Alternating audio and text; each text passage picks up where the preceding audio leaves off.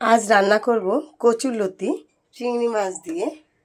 তাই কচুরলতি কেটে ধুয়ে একটু সেদ্ধ করে নিয়েছি নুন হলুদ দিয়ে। কড়াইতে তেল বসিয়ে দিয়েছি। এবার দিয়ে দেব তেজপাতা, শুকনো লঙ্কা আর কালো জিরে। আমি কোনোদিনও তেজপাতা দিইনি, আজকে একটু দিচ্ছি, নতুন পদ্ধতি।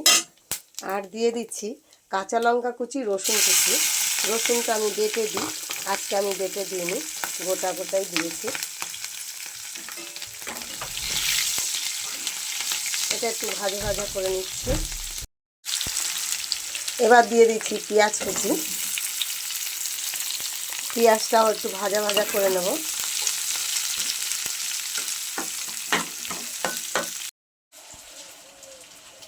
এবার দিয়ে দেবো চিংড়ি মাছ। চিংড়ি মাছগুলো বড় বন্ধুরা, যার জন্য আমি কেটে নিয়েছি অল্পই চিংড়ি, কারণ আমি পটলও রান্না করব তো, তাই রেখে দিয়েছি। এবার চিংড়ি মাছটা দিয়ে আর একটু ভেজে নেব বন্ধুরা। এখন দিয়ে দিচ্ছি শুকনো লঙ্কার গুঁড়ো, জিরে গুঁড়ো, হলুদ আর লবণ। এবার এটাকে ভালো করে সাঁতলে নেব। এবার দিয়ে দিচ্ছি লতিটা বন্ধুরা। এবার এটাকে কষিয়ে নেব। এবার দিয়ে দিচ্ছি চিনি।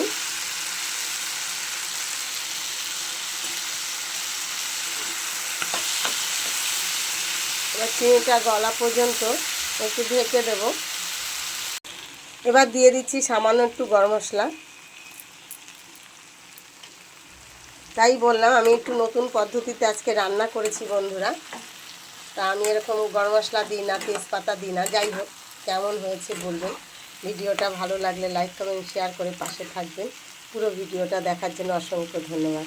রাখছি বন্ধুরা, অন্য ভিডিওতে দেখা হবে। টাটা।